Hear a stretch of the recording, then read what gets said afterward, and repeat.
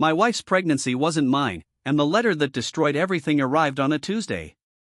What I discovered next would shatter 13 years of marriage, leave me questioning everything I thought I knew about love, and ultimately lead to the most unexpected decision of my life. I'm David, and this is the story of how one piece of mail turned my perfect family into a living nightmare, before becoming something beautiful I never saw coming. Picture this: a successful software engineer, living the American dream in suburban Phoenix. My wife Sarah and I had been married for 13 incredible years. We had two amazing kids, Madison, who was 7, and Tyler, who was 6. Sarah had just entered her 8th month of pregnancy with what we thought was our 3rd child. Life was good. No, life was perfect. Sarah had been working as a project manager at a tech startup until she decided to leave her job earlier that year. She said she wanted to focus on being a mom and preparing for the new baby. At the time, it made sense. She was handling everything beautifully, balancing motherhood and being an incredible wife. I had no reason to question anything. Then came that Tuesday. I was sorting through the usual pile of bills and junk mail when I noticed an envelope from a law firm. It was addressed to Sarah, and something about it felt different. You know that gut feeling when something's not right? Yeah, that was hitting me hard. I almost threw it in the pile for her to deal with later, but curiosity got the better of me. I opened it, and my world exploded. The letter was from an attorney representing the wife of Sarah's former coworker. She was filing for divorce, and according to this letter, my wife was named as the other woman. But here's the kicker: they were also considering something called an alienation of affection lawsuit against Sarah. I had to Google what that meant. When I read the definition, I felt like someone had punched me in the stomach and stolen all the air from my lungs. My hands were shaking as the reality hit me. My perfect marriage, my perfect life, it was all built on a lie. Sarah was out with the kids at Target, living her normal day while my entire existence was crumbling. When they came home, she was laughing with Madison about some silly toy they'd seen. Tyler was showing me his new superhero figure. Everything looked so normal. But I knew it was all about to change forever. I waited until after dinner, after we'd done the usual bedtime routine with the kids. We always had them in bed by 8:30, then Sarah and I would usually watch Netflix or just talk about our day. But this night was different. I took her hand and said we needed to talk in my home office. The moment I closed that door and pulled out the letter, I saw her face change. It was like watching someone realize they'd been caught in the biggest lie of their life. She read it, and completely broke down. Sarah collapsed into my arms, sobbing like I'd never seen before. She was clinging to me so tightly I could barely breathe, saying she was sorry over and over again. I was trying to stay calm because I didn't want Madison and Tyler to hear us, but inside I was dying.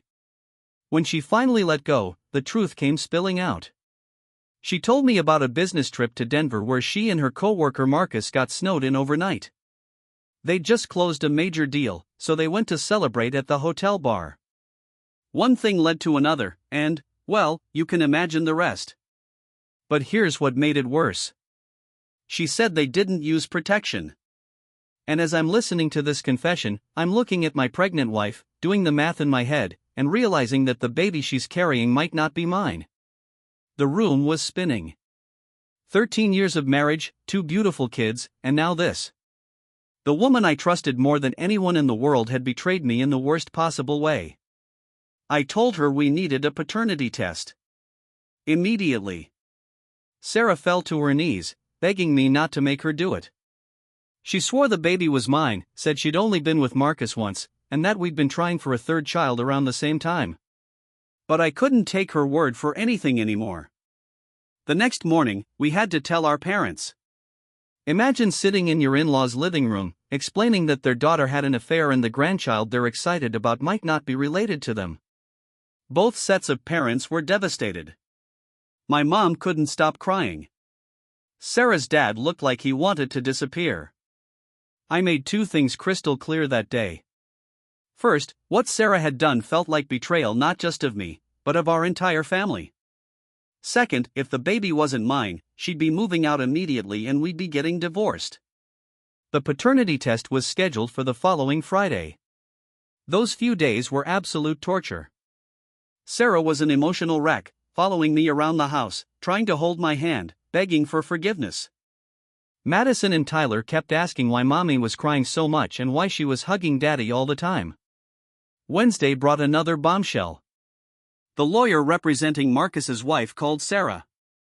They wanted her to come in voluntarily to discuss the affair. In exchange, they'd considered dropping the alienation lawsuit. Sarah asked if I'd go with her to meet with lawyers. I told her absolutely not. This was her mess to clean up. Friday arrived, results day.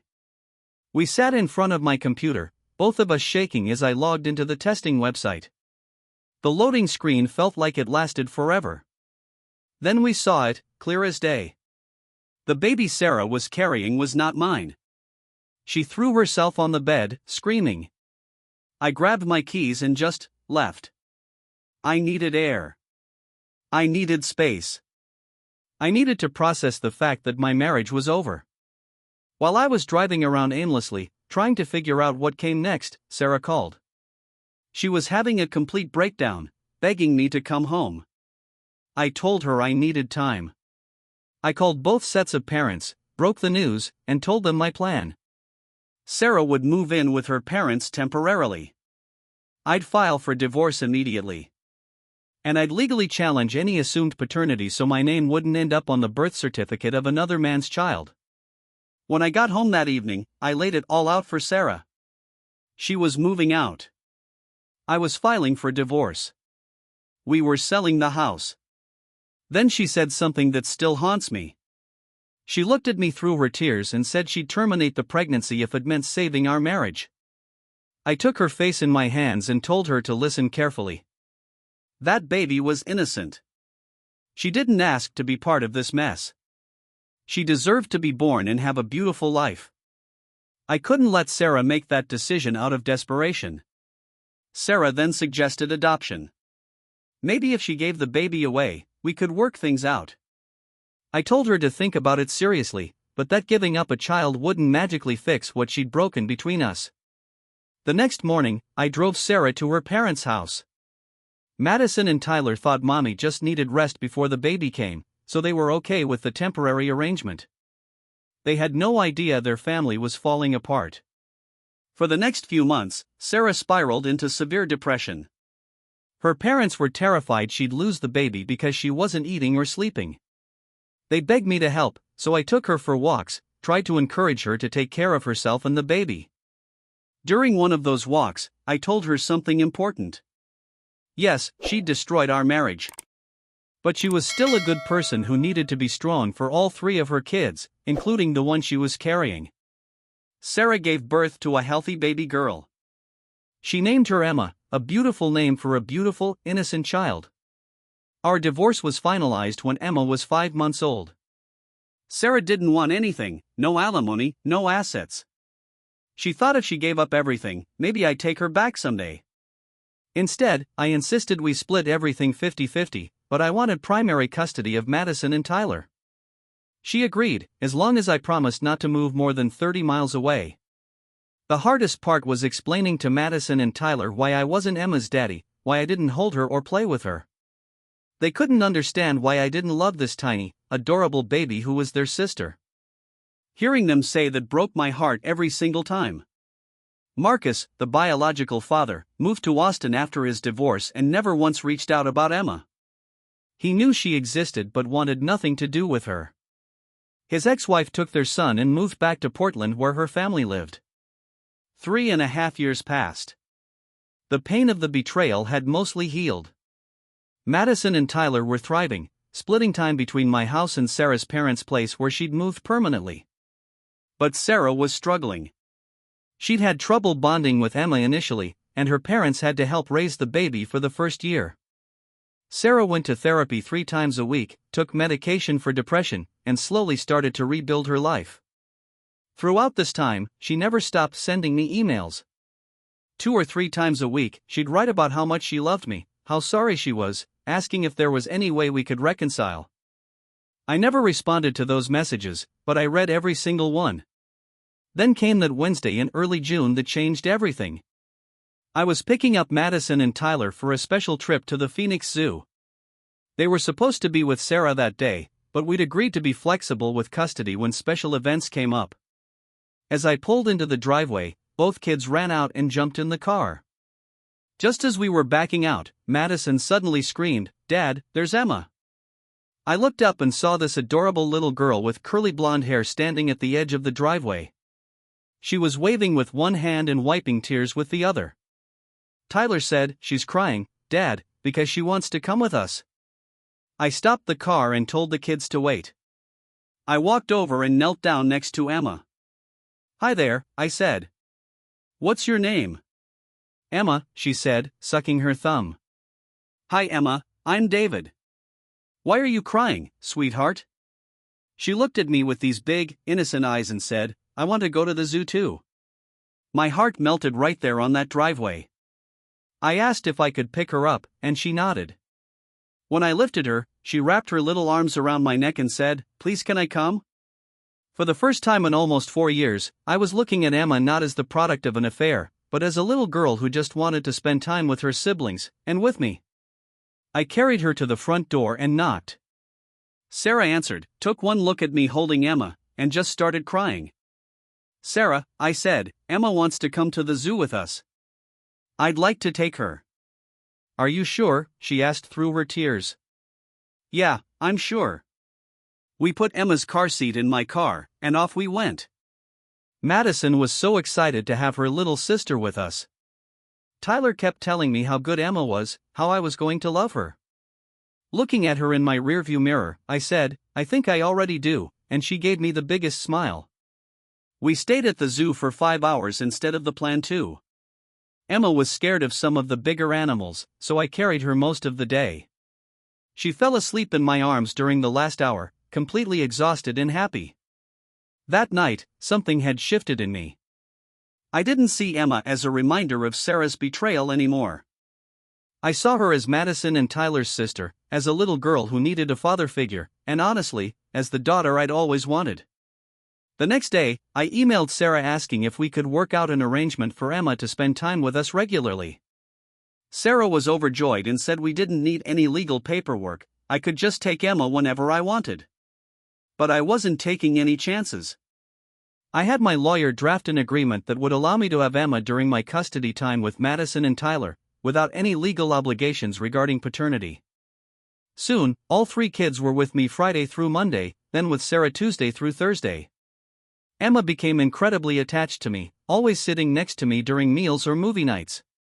Tyler started calling her dad's shadow because she followed me everywhere. About a year later, something happened that made me realize I needed to make this official. Emma was in preschool and had painted a picture for me. She was so excited to give it to me that she had her grandfather call me from his phone so she could tell me about it. I told her I couldn't wait to see it on Friday. 30 minutes later, there was a soft knock on my front door. I opened it, and there was Emma, holding up her painting with the proudest smile you've ever seen. "Emma," I said, looking around, "how did you get here? Who brought you?" "I walked here by myself," she said. "I wanted to give you this picture right now." My heart stopped. She had figured out the route from her grandparents' house to mine and had walked nearly a mile, crossing busy streets, just to bring me a painting. I scooped her up and hugged her tight, tears streaming down my face. This little girl had risked her safety just to make me happy. That evening, I took Sarah for a drive to our old favorite spot by the lake. I told her I wanted to adopt Emma. Sarah started crying happy tears and hugged me for what felt like an hour. "You don't know how much I've hoped and prayed you'd become her father," she said. Since Marcus had never been involved in Emma's life, the adoption process was straightforward. In our state, a child is considered abandoned if a parent hasn't been part of their life for over a year. 1 year later, at age 6, Emma officially became my daughter. That adoption, 10 years ago now, was one of the best decisions I've ever made. I love all 3 of my kids equally, something I never thought would be possible. I'm remarried now to an amazing woman named Jessica, and we're expecting our first child together in a few months. Yes, baby number 4. I always dreamed of having a big family, and at 51, I'm almost there. Sarah and I maintain a friendly relationship, even though Madison and Tyler are both in college now and Emma is 16. For years, Sarah held on to hope that I'd come back to her, especially after I adopted Emma. But that never happened. I thought about reconciling countless times, especially in those early years. But I couldn't get past what she'd done to our family. Sarah never remarried and hasn't dated anyone since our divorce. She works part-time at an art gallery and lives quietly. She tells people she had the best husband once and no one could ever measure up. While it's flattering to hear, I wish she'd find someone to make her happy. Despite what she did 17 years ago, she's a good person who deserves love. I didn't date anyone for 6 years after our divorce. When I met Jessica and things got serious, I sat down with Sarah to tell her. It was emotional for both of us, but she gave me her blessing. To this day, I think about how one terrible decision Sarah made changed so many lives. Mine, hers, our kids, Marcus's family, the ripple effects were enormous. But you know what? Sometimes the worst things that happen to us lead to the most beautiful outcomes. Emma is now a confident, loving 16-year-old who calls me dad without hesitation. Madison and Tyler adore their little sister and have never treated her differently. My marriage to Jessica is built on complete honesty and trust. And Sarah, despite everything, found her way back to being an incredible mother to all 3 kids. The affair nearly destroyed everything I held dear. But from that destruction came something I never expected. A daughter I love with all my heart and a family that's stronger than I ever imagined possible. Life has a funny way of taking our biggest disasters and turning them into our greatest blessings. You just have to be open to seeing the beauty that can grow from the ashes. Sometimes the children who aren't biologically ours become the ones who need us most. Sometimes the families that break apart come back together in ways that are even more beautiful than before. Emma taught me that love isn't about DNA or biology. It's about showing up, being present, and choosing to care for someone regardless of how they came into your life. That scared little girl standing in the driveway, crying because she wanted to come to the zoo, changed my heart forever. She showed me that sometimes the greatest gifts come disguised as our biggest challenges. The letter that destroyed my marriage also gave me the daughter I never knew I needed. And you know what? I wouldn't change a thing. If this story touched your heart, I'd love to hear about your own experiences with blended families, adoption, or overcoming betrayal in the comments. Your story might be exactly what someone else needs to hear today. Don't forget to subscribe for more incredible true stories that prove life's most beautiful moments often come from our darkest hours.